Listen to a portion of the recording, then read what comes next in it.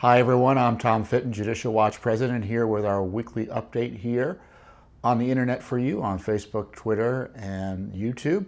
Thanks for joining us this week. A lot of stories in the areas of anti-corruption that I want to bring to your attention. In my view, we have a rule of law crisis here in Washington, D.C., and I'm going to get into that because Judicial Watch is in the forefront. We're on the front lines trying to make sure this government is accountable and corrupt politicians are being held accountable to the rule of law. To that end, we've got big news to report in the form of new documents we obtained as a result of a Judicial Watch Freedom of Information Act lawsuit. This one, we were asking about Andrew McCabe's conflict of interest documents. Who's Andrew McCabe? Well, he was a senior FBI official. In fact, for a period of time between the time that Comey was fired and FBI Director Wray was appointed, he was the acting FBI director. So a very senior guy in the FBI, but a compromised person by all accounts, because his wife, when she was running for office in Virginia, received about $700,000 from Governor Terry McAuliffe's political operation. And who's Terry McAuliffe? He's the Clinton crony. He's about as trustworthy as Hillary Clinton is on matters of ethics and following the rules. People want to know why it is that Mr. McCabe, who was so beholden as a result, evidently, of his wife's significant intake of money from McAuliffe, was anywhere near the Clinton investigation. Well, the news is that McCabe, despite all the concerns, didn't recuse himself until November 1st of last year, just a week before the election. If that doesn't show that the FBI investigation was compromised into Hillary Clinton's email practices, I don't know what will. He just waited until after everything was done, practically speaking, before he recused himself on the issue. What a development. The FBI is a mess. Mr. McCabe is still there. Let me go into the details. So in March of 2015, his wife began her campaign. And so what the documents show, by the way, we had to sue for these documents. We started asking for them in October of last year. And it took a federal lawsuit and about a year to get them. So it shows you why they were hiding it, because you're going to see the details are pretty extraordinary. So the thinking was that he might have to recuse himself for matters related to Virginia. All well and good. But the matters related to Virginia, he was only recusing himself for during his wife's campaign, which ended in November of 2015. Now, why is that important? Because Terry McAuliffe was also under criminal investigation by the FBI during that time period. So after November, he could be involved in the McAuliffe investigation? How does that work? Only in D.C. would ethics allow you to do that type of activity. So these are what the documents confirm. That's the case. The documents also confirm he was never recused from the Hillary Clinton investigation. The documents confirm he was never recused from the Hillary Clinton investigation. He may have been recused from the McAuliffe investigation for a period of time, Hillary Clinton's crony, but not from the Clinton investigation. Now, again, it would be difficult to overstate the connections and the closeness between McAuliffe and the Clinton gang, but Mr. McCabe saw no problem with being involved in this. And what was his involvement? Now, we received the talking points from the FBI. These talking points were unredacted, unlike the Clinton Lynch Tarmac records talking points the Justice Department gave us. And the redactions, the talking points say that he didn't have to recuse himself. Well, he wasn't involved in the Clinton investigation only to the extent, while he was at the Washington field office of the FBI, he made resources available. But they say he wasn't told what the resources were for. They don't say he didn't know what the resources were for. And of course, come in January or early 2016, he became a senior official in the FBI and basically oversaw the Clinton email investigation. So he receives $500,000, his wife receives $700,000 from Hillary Clinton's friend, and he's still involved. Now, when people were complaining about this, we were told, oh, there's no problem. He didn't need to recuse himself, and what are you talking about? And this is what's extraordinary. In November, and the documents show on November 1st of last year, he did recuse himself. which raises the question, why didn't he do it earlier? And if he should have done it earlier, it means, again, it's just further indication, because there's all sorts of other information, that the entire FBI investigation was a sham and compromised. The president needs to direct the Justice Department to restart the Clinton investigations. Redo them. Have honest folks come in, or people who the American people will have confidence can fairly administer justice and fairly investigate this, to figure out what went on. And on top of that, they need to clean house at the FBI and Justice Department. Because if this is the ethical norm at the FBI, that's a disaster.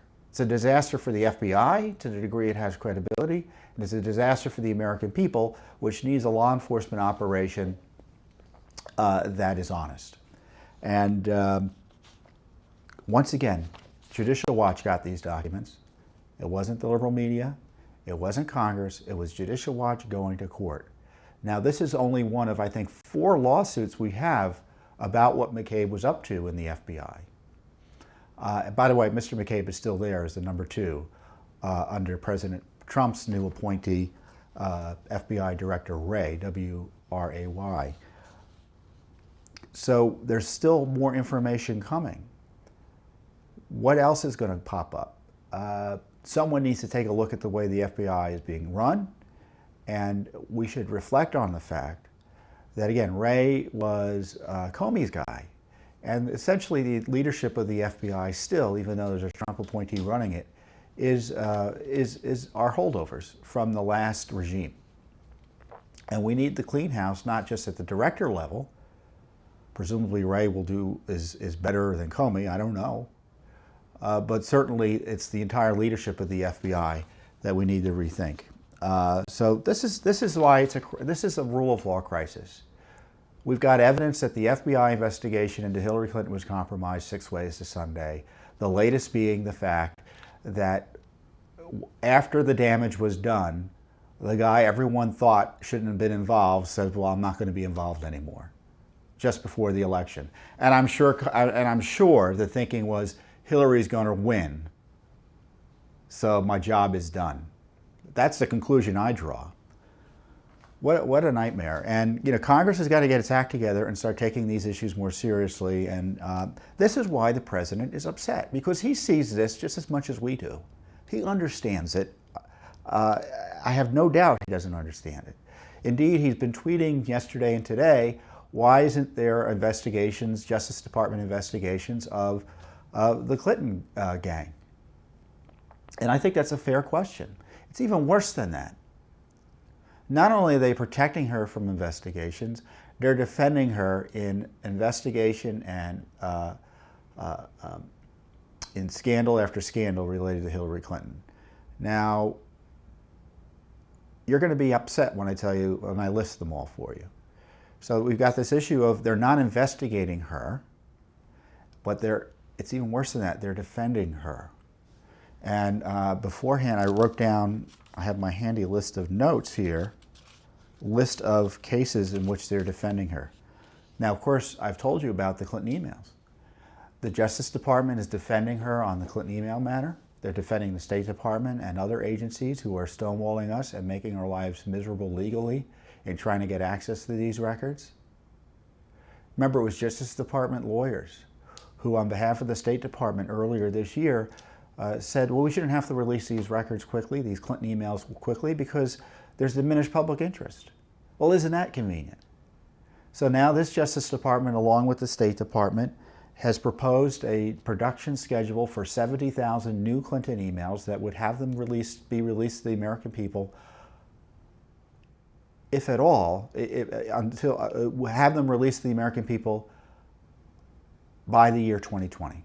So we won't see them all till 2020. And by the way, that only begins the battle, because they'll be withholding documents. We may be fighting many years after that over documents they're withholding. You have this Justice Department blacking out the Clinton Lynch tarmac meeting talking points used by Loretta Lynch's Justice Department. You have this Justice Department defending along with other Trump agencies or nominally Trump agencies, they're defending Hillary Clinton's mishandling of classified information. The law requires a damage assessment be done if there's a belief that classified information was breached. And there is that belief. The agencies have no doubt that was the belief. But you have this Justice Department coming in on behalf of these agencies saying the breach wasn't serious enough to warrant an investigation or into a damage assessment. Again, protecting Hillary Clinton. Because if you do a damage assessment and a damage assessment shows that there was damage to our national security, it becomes harder to maintain the fiction that she didn't break the law in mishandling this classified information on her private server. They're also coming in and working with the FBI and trying to convince the court that they don't need to do anything else to find where Hillary Clinton's deleted emails are and other records she may have spirited away from the State Department. Again, this is the Sessions Justice Department, not the Obama Justice Department doing this. We're also seeking to put Mrs. Clinton under oath, to depose her in a Benghazi lawsuit that we have, a FOIA lawsuit. You know, her misuse and mishandling of emails and her hiding emails from us, we want to ask her questions about that. We've already deposed her aides in another litigation last year. We deposed Yuma Abedin and Cheryl Mills. Yet this Justice Department and this State Department has come in and told the courts that Judicial Watch shouldn't be allowed to ask Mrs. Clinton any questions about her emails. Can you see why the president might be upset? And it's even, I'm trying to make sure I got it all. Oh, even better, Whitewater draft indictment. So Hillary Clinton, this is not the first time she's had criminal investigations into her. Back when she was First Lady, she was almost indicted for lying and obstructing justice and engaging in fraud. And the indictment was drawn up and there's a draft. We kind of know what's in the draft, but this Justice Department is defending to the hilt the secrecy about that draft, trying to say that Hillary Clinton has a privacy interest in not having it released. They're going out of their way to defend Hillary Clinton. Also, the dossier. We've asked about the dossier. You know that, or you should know. If you don't, you now do. We've sued for dossier information. Clinton DNC now was funding it, we now know. We've long been asking about the payment information the FBI might have behind the dossier. They don't want to give it to us. So you can see why President Trump is angry, because they're defending Hillary Clinton, and the same Justice Department is on a really all-hands-on-deck manhunt after President Trump and his people. And that leads me to the Manafort indictments. Why is it we have a special counsel? I think the special counsel is out of control, is unconstitutional, and needs to be shut down.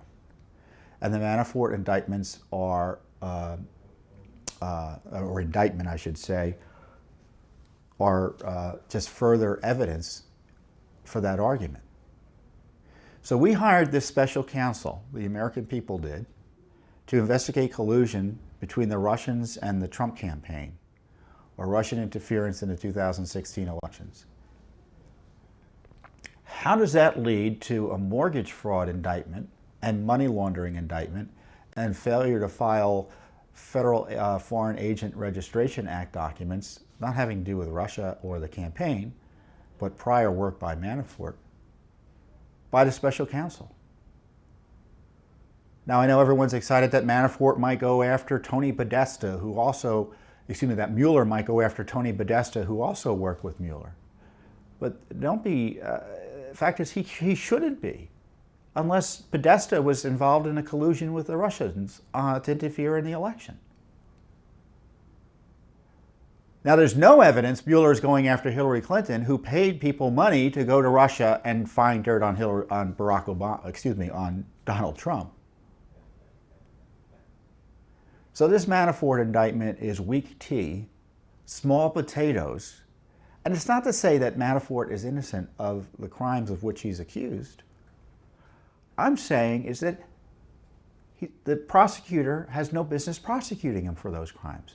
There's nothing that's being done that can't be done by a regular Justice Department prosecutor. We don't need 20, and who knows how many FBI agents, investigating this issue. There's no evidence of Russia collusion. Now, people are pointing to the fact that this aide to the Trump campaign, volunteer, but he was involved, was talking to some Russians about seeing if there were Clinton emails. There's nothing illegal about that. There's no evidence that he was talking about illegal activity. He pled guilty to lying about what he said and how, when it happened and what really happened. Well, there's no evidence anyone in the campaign wanted to do anything with what he was doing. And frankly, there's no evidence that even if they did, there would be anything criminal to be investigating. And this is the problem with the Mueller investigation. No one is supervising him. In a system where we have an appointee of the president who answers to the president and is subject to Senate confirmation, there's the check. But Mueller has none of those checks, because Rosenstein appointed him, and under the special counsel regulations, there's virtually no oversight. He only can be fired for cause. What does that mean? The FBI director doesn't even have that protection. Mueller is running, he's the king of the Justice Department. I guarantee you, there's no other investigation that has as much resources devoted to it as this Mueller investigation. And they're now questioning, according to reports this week, the president and the White House and people close to him about his decision to fire Comey. That's almost an unreviewable decision. The president has an absolute right to fire Comey for any reason, just because he doesn't like the look of his tie. And there were many legitimate reasons to fire Comey, nevertheless. And Mueller, by the way, interviewed reportedly for the same position. So Comey gets fired, Mueller interviews for the job. And he's investigating it? Is he going to investigate himself? Is he going to put himself before the grand jury?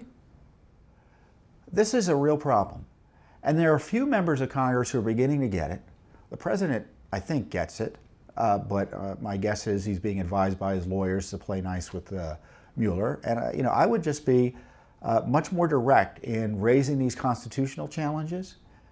You can respect it. Mr. Mueller is maybe a nice guy, but he's oblivious to the ethical concerns he's facing. He's buddies with Comey, or he has a strong professional relationship with Comey. And Comey illegally leaked documents to get Mueller appointed. So the investigation, a special counsel, is fruit of the poison tree. And on top of that, you've got the conflicts and the compromises caused by the dossier and the connections between the Clinton campaign and the DNC and who knows in the Obama administration authorizing and paying for it. And then the FBI and Justice Department may be paying for it, but certainly maybe using this political opposition hit piece to go after spying warrants on the Trump team and Trump Tower, etc. Is Mueller investigating that? Is Mueller going to investigate himself? I doubt it. And this is why it needs to be shut down. And if there are crimes to be investigated, they have to come up with another process for doing it, that there's someone who is accountable and not compromised, accountable constitutionally and not compromised practically from doing any investigation. And I'm not saying there's nothing to be investigated. Maybe Manafort did, not pay taxes. We don't need 20 prosecutors to figure that out. So this is a real concern. Now, Judicial Watch, it's one thing for me to come on and yell about this, but as you can see with the McCabe material, we're in court. We're demanding Mueller's budget. We're demanding information about the scope of his work. We're raising questions. We're demanding information about the dossier. We're demanding information about the unmaskings. We have at least 20 lawsuits on this whole controversy. 20 lawsuits. No one else is doing that. Congress is asking questions, they have subpoenas, and sometimes we get good information, but no one's in court the way Judicial Watch is. We've got this demonstrated record of success in using the Freedom of Information Act and the pressure from federal court litigation to force the government to own up to what it's supposed to do. And most recently, we found that to be true with the disclosure that the FBI was hiding information about the Clinton-Lynch tarmac meetings. So Mueller is facing, ought to face a lot of scrutiny. And I think, for one, that this Manafort indictment was more about Mueller keeping his job and making it difficult to constrain his special counsel operation than it was about proving guilt or innocence against Manafort. I really do. Because remember last week, the Uranium One thing erupted. And remember, Mueller's FBI watched millions of dollars, tens of millions of dollars, go into the Clinton Foundation, and what they knew was an effort to persuade Mrs. Clinton, or persuade is probably the charitable way of putting it, to make sure Mrs. Clinton would do the right thing in the Uranium One decision, which is all tied to her misuse of the foundation and pay to play and all of that. This is why President Trump is right to say, why isn't the Justice Department doing this? But this is where the president's wrong, because he says he's being told he's not allowed to talk to the Justice Department about it. I think that's wrong. He's president of the United States. He can talk to anyone he wants to who works for him on behalf of the American people. And as long as he doesn't ask them to do anything unethical or illegal, he should ask them to do it. He should ask for an audit of the Clinton investigation. He should ask for another look-see or another analysis of whether there needs to be criminal investigations into the Clintons. He should demand accountability for the way the Justice Department and the FBI was run, and make sure that there are people who were involved in that in the compromised investigation are nowhere near the investigation now. That's his job.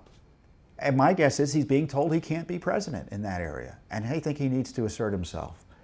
And but in the meantime, we're not going to wait for Congress. We're not going to wait for this administration. We're not going to wait for the deep state. We're not going to wait for Jeff Sessions or the FBI. We're going to be pushing on your behalf in court. And you can see with these new McCabe documents confirming that McCabe was involved in the Clinton investigation and should have recused himself, we have success. So you can count on us to get to the truth in remarkable ways. So if you're not supporting us, you should. And those of you who support us, again, thank you always, and we'll see you next week.